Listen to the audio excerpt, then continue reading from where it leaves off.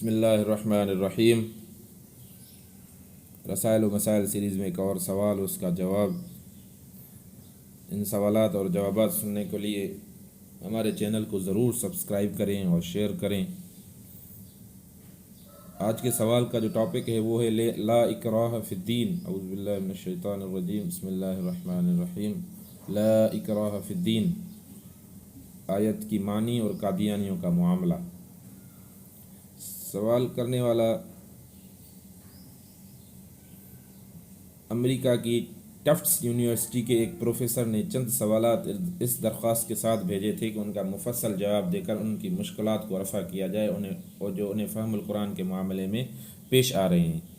سوال یہ ہے، قرآن کہتا ہے کہ لا اکراہ فی الدین، دین میں کوئی جبر نہیں ہے، سورہ بقرہ، تو کیا ایران میں بہائیوں کا استحصال اس آیت کے خلاف نہیں ہے؟ اگر نہیں ہے تو کیوں؟ کیا پاکستان میں قادیانیوں کے خلاف ہنگامے اس آیت کے خلاف نہ تھے؟ اگر نہ تھے تو کیوں؟ جواب میں فرماتے ہیں کہ لا اکراہ فی الدین کی معنی، آیت لا اکراہ فی الدین سورہ بقرہ جسے آپ نے مثال کے طور پر لیا ہے، اس میں کہا گیا ہے کہ دین میں کوئی جبر نہیں ہے۔ عربی زبان کے لحاظ سے دین کے دو مطلب ہو سکتے ہیں، ایک دین قبول کرنے یا اختیار کرنے کے معاملے میں، اور دوسرا دین کے نظام میں۔ ان دو تعبیروں میں سے کون سی تعبیر قابل ترجیح ہے، اس کا فیصلہ محض اس آیت کے الفاظ سے نہیں ہو سکتا۔ اس کے لیے آپ کو سیاق اور سباق کی طرف رجوع کرنا پڑے گا۔ جس سیاق اور سباق میں آیت آئی ہے وہ یہ ہے کہ پہلے اللہ تعالیٰ کی وحدانیت اور اس کی صفات کا ایک واضح تصور پیش کیا گیا ہے جو مختلف اقسام کے شرک میں مبتلا ہونے والے تمام موجود الوقت مذہبی جماعتوں کے تصور الہ سے مختلف ہے، اور اس دین کا بنیادی عقیدہ ہے کہ جس کی طرف قرآن دعوت دیتا ہے۔ پھر کہا گیا ہے کہ دین میں کوئی جبر نہیں ہے، راہ راست گمراہی سے ممیز ہو چکی ہے۔ اب جو کوئی طاغوت کو چھوڑ کر اللہ پر ایمان لائے، اس نے ایک ایسی رسی تھام لی جو کبھی ٹوٹنے والی نہیں ہے، اور اللہ سب کچھ سننے والا اور جاننے والا ہے۔ جو لوگ ایمان لائیں، اللہ ان کا سرپرست ہے، وہ ان کو تاریکیوں سے نکال کر روشنی میں لاتا ہے، اور جو لوگ کفر کریں ان کے سرپرست طاغوت ہیں، وہ ان کو روشنی سے نکال کر تاریکیوں میں لے جاتے ہیں۔ اس سیاق اور سباق میں خط کشیدہ فقرہ صاف طور پر یہ معنی دے رہا ہے کہ اللہ تعالیٰ کے متعلق مذکورہ بالا عقیدہ کسی سے زبردستی نہیں منوایا جائے گا۔ صحیح عقیدے کو غلط عقائد کے مقابلے میں پوری وضاحت سے پیش کر دیا گیا ہے۔ اب جو کوئی غلط عقائد کو چھوڑ کر اللہ کو اس طرح مان لے گا جس طرح بتایا گیا ہے، وہ خود فائدہ اٹھائے گا، اور جو ماننے سے انکار کرے وہ آپ ہی نقصان میں رہے گا۔ اس کے بعد آپ پورے قرآن پر ایک نگاہ ڈالیے، یہاں آپ دیکھیں گے کہ متعدد جرائم کے لیے سزائیں تجویز کی گئی ہیں، بہت سی اخلاقی خرابیوں کو دبانے کا حکم دیا گیا ہے، بہت سی چیزوں کو ممنوع ٹھہرایا گیا ہے، متعدد چیزوں کو فرض اور لازم قرار دے دیا گیا ہے، اور مسلمانوں کو حکم دیا گیا ہے کہ وہ رسول اور اصحاب امر کی اطاعت کریں۔ ان سب احکام کو نافذ انفورس کرنے کے لیے بہرحال کسی یا کسی طرح کی قوت جابرہ، کوئرسو پاور کا استعمال ناگزیر ہے، وہ خواہ وہ ریاست کی طاقت ہو یا سوسائٹی کے اخلاقی دباؤ کی طاقت۔ اس سے یہ بات بالکل واضح ہو جاتی ہے کہ دین میں کوئی جبر نہیں ہے۔ کہنے سے قرآن کا منشا یہ ہرگز نہیں ہے کہ اسلامی نظام زندگی میں سرے سے جابرانہ قوت کے استعمال کا کوئی مقام ہی نہیں ہے، بلکہ اس کا مطلب صرف یہ ہے کہ دین اسلام کو قبول کرنے کے معاملے میں جبر کا کوئی کام نہیں ہے۔ جو قبول کرنا چاہے وہ اپنی آزادی اور مرضی سے قبول کرے، اور جو قبول نہ کرنا چاہے اسے کوئی زبردستی ایمان لانے پر مجبور نہ کرے گا۔ اس مضمون پر مزید روشنی رسول اللہ صلی اللہ علیہ وسلم اور آپ سے براہ راست تربیت پانے والے اصحاب کے طرز عمل سے پڑتی ہے۔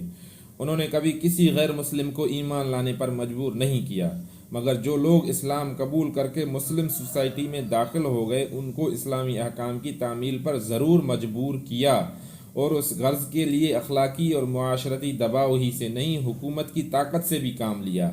ان کے زمانے میں بکثرت غیر مسلم اسلامی حکومتوں کی رعایا بنے، انہیں عقیدے اور عبادت اور مذہبی رسوم ادا کرنے کی پوری آزادی دی گئی، اور ان کے شخصی قانون پرسنل لا کو بحال رکھا گیا، مگر اسلامی حکومت کا اجتماعی قانون پبلک لا ان پر بھی اس طرح نافذ کیا گیا جس طرح وہ مسلمانوں پر نافذ کیا جاتا تھا۔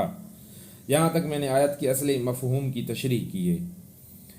ایران میں بہائیوں کے ساتھ جو معاملہ ہوا اس کے متعلق میرے پاس پوری معلومات نہیں ہے، اس لیے میں اس پر کوئی اظہار رائے نہیں کر سکتا، لیکن پاکستان میں قادیانیوں کے معاملے پر آپ کا سوال سخت غلط فہمی پر مبنی معلوم ہوتا ہے۔ یہاں کسی نے یہ مطالبہ نہیں کیا کہ قادیانیوں کو ملک سے نکال دیا جائے یا مٹا دیا جائے یا زبردستی قادیانیت چھوڑنے پر مجبور کیا جائے یا حقوق شہریت سے محروم کر دیا جائے۔ مطالبہ صرف یہ تھا اور ہے کہ جب وہ بنیادی عقیدے اور مذہبی اعمال اور معاشرتی نظام میں مسلمانوں سے خود الگ ہو چکے ہیں تو اس علیحدگی کو آئینی طور پر تسلیم کر لیا جائے اور انہیں بغیر کسی معقول وجہ کے مسلم سوسائٹی کا ایک حصہ نہ قرار دیا جائے۔ آپ خود غور کیجئے کہ یہ مطالبہ آخر کس منطق کے رو سے قرآن مجید کے زیر بحث آیت کے خلاف پڑتا ہے۔ کیا دین میں جبر نہ ہونے کا مطلب یہ ہے کہ جس گروہ کو وہ تمام مسلمان دین سے خارج سمجھتے ہیں اور جو خود بھی تمام مسلمانوں کو کافر قرار دے کر ان سے عملاً الگ ہو چکا ہے، اسے دین میں داخل تسلیم کرنے پر مسلمانوں کو مجبور کرنا چاہیے؟